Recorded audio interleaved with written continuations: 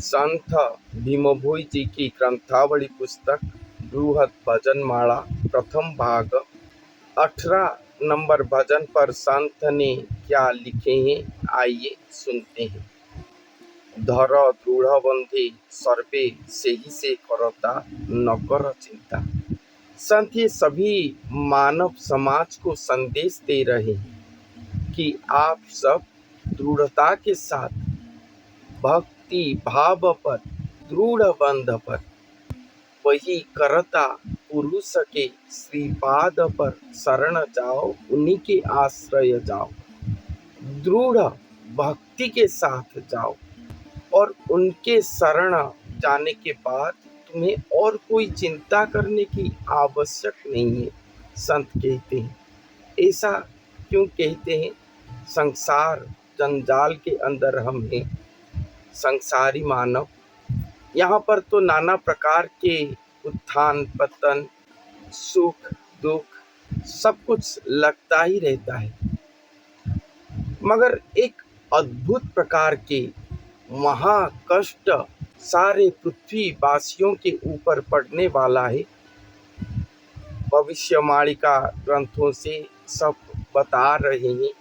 पूरे विश्व के जो ज्योतिषकार हैं सभी कहते हैं कि पृथ्वी के ऊपर एक बहुत बड़ा विपत्ति आने वाला है और दिखाई भी दे रहा है। कहीं भूमिकंप हो रहा है, कहीं साइक्लोन हो रहा है, कहीं युद्ध परिस्थिति सृष्टि हो रहा है, महंगाई का जमाना, तो सभी प्रकार के दुस्थिति दिखाई देना शुरू हो गया है। प्रकृति भयंकर रूप लेगा, आगामी भविष्य पर प्रकृति भयंकर रूप लेगा। बहुत सारे लोग प्रकृति की अप्रकृतिस्थ अवस्था को सह्य कर नहीं पाएंगे और मृत्यु लाभ करेंगे।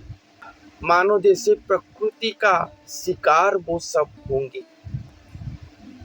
और वायुमंडल जिस तरह से दूषित हो रहा है, भविष्यवाणिका के अनुसार वायु के द्वारा ही महाव्याधिगण जन समाज को ग्रास करेंगे।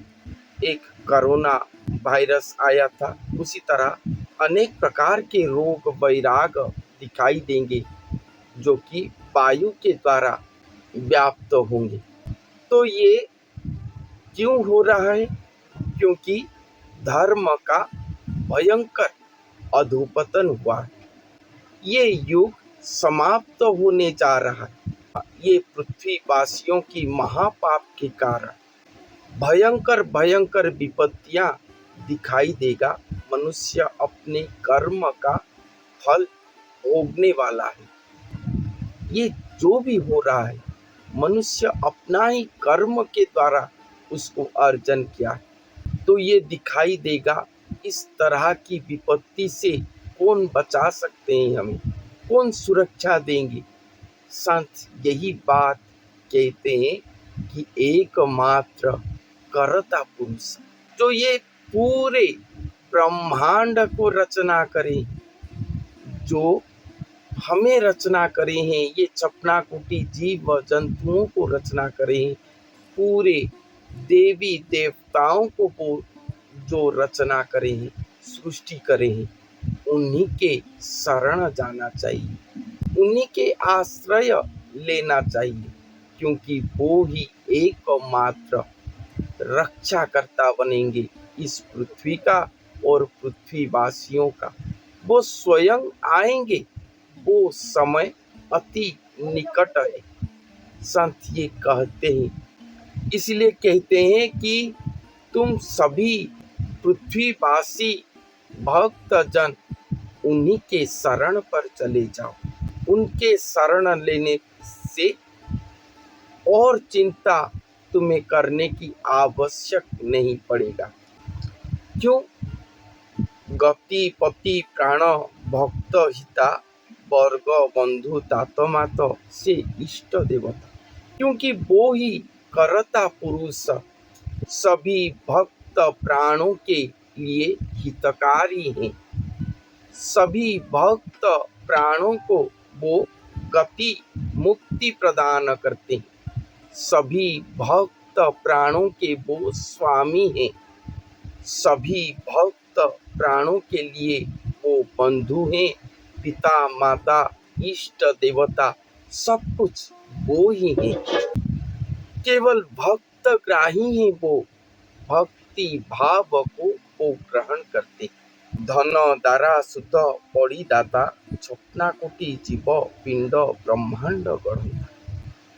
वो सभी छपना कोटि जीव पिंड ब्रह्मांड को खुद सृष्टि किए हैं। सभी को वो धन दारा सूत सब कुछ वो खुद ही देते हैं। एक जीव को सृष्टि करे हैं तो उसके मृत्यु तक उसको सभी प्रकार के व्यवस्था देते हैं। ऐसे ब्रह्मांड करता है वो।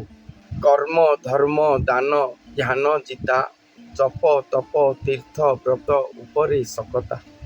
वो खुद ही कर्म धर्म दान ध्यान सभी के ऊपर विजेता है।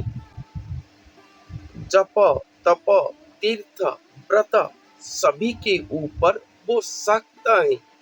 उनके चरण पर शरण जाने से कोटि तीर्थ का पुण्य मिलता है।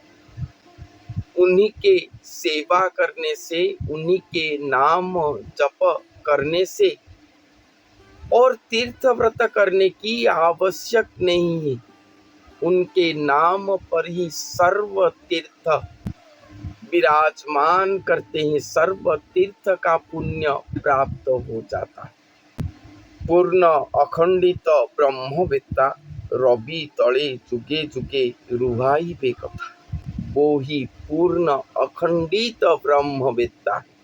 पूर्ण अखंडित ब्रह्म अर्थात स्वयं पूर्ण ब्रह्म धरती पर विजय करेंगे। स्वयं इस बार कलियुग की अंत समय पर वो स्वयं इस पृथ्वी पर विजय करेंगे और युगों युगों तक अपने गाथा को अक्षय अमर करके रखेंगे। करिछंती कसा वस्त्र गंथा, स्वदेहरे उदय हुई पृथ्वी धरंता। वो खुद धरती पर उदय होके वस्त्र आदि ग्रहण करेंगे, अर्थात नरदेही होंगे। एक नर की तरह चलमान होंगे धरती पर और स्वयं स्वदेह पर उदय होके इस पृथ्वी को धारण करेंगे।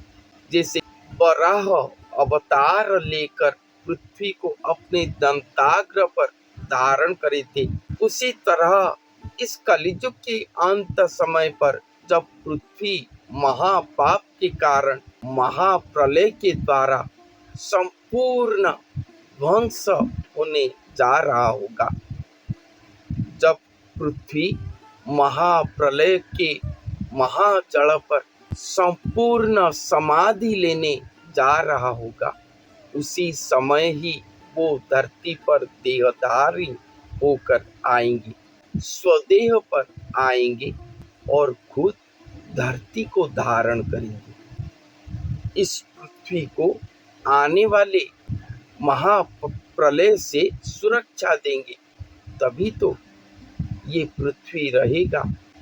नहीं तो यही कुछ ही वर्षों के अंदर या कुछ ही शतक वर्षों के अंदर इस पृथ्वी पर संपूर्ण जीव सत्ता लुप्त हो जाएगा।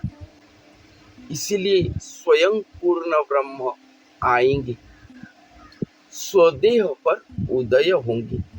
भणे भीम भोई अरक्षिता, नाम ब्रह्म भजी हुआ सकल सचेता।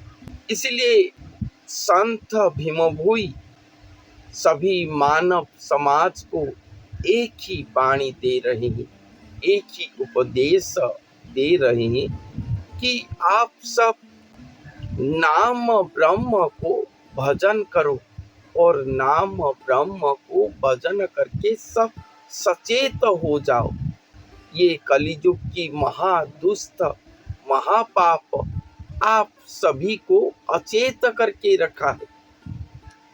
भगवान के निर्देश आदि तुम्हारे पास पहुंच नहीं पा रहा, क्योंकि सब मृतवत हो गए। भगवान जो तुम्हें सृष्टि करे, मानव जन्म पाए हो एक ही कारण के लिए, अपने आत्मा को परमात्मा के पाद पर लीन करके जीव मुक्ति प्राप्त करने के लिए, इस धरती से अपने आप को उद्धार करने के लिए, जन्म मृत्यु चक्र से मुक्त होने के लिए। मगर ये सभी भूल गए हैं। विषयारस अपने आप को प्रतिष्ठित करने के लिए धरती पर सब लगे हुए। कोई भी स्थिर होकर बैठकर भगवान की ओर चिंता नहीं करता, अपनी आत्मा की उद्धार के बारे में कुछ भी चिंता नहीं करता। बस सब दौड़ते जा रहे, अपने आप को प्रतिष्ठित करने के लिए, सुख प्रदान करने के लिए वहीं पर लगे। जैसे जानवर, पक्षी, पशु सुबह से शाम तक दौड़ते ही रहते हैं अपने आहार को जुगाड़ करने के लिए, उसी तरह ये मनुष्य भी उसी तरह दौड़ता रहा है अभी।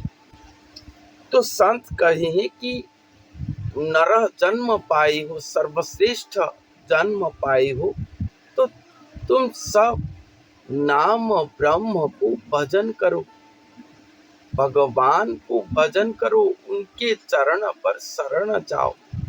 स्वयं करता भगवान, जो कि गति मुक्ति प्रदान करते हैं, भक्त प्राणों के सखा, सहोदर, पिता, माता सब कुछ है, उनके चरण पर सब शरण जाओ, उन्हीं को ही भजन करो, तभी तुम सब सचेत हो पाओ और आने वाले महा विपत्ति समय पर अचिंता होकर धरती पर रह पाओ।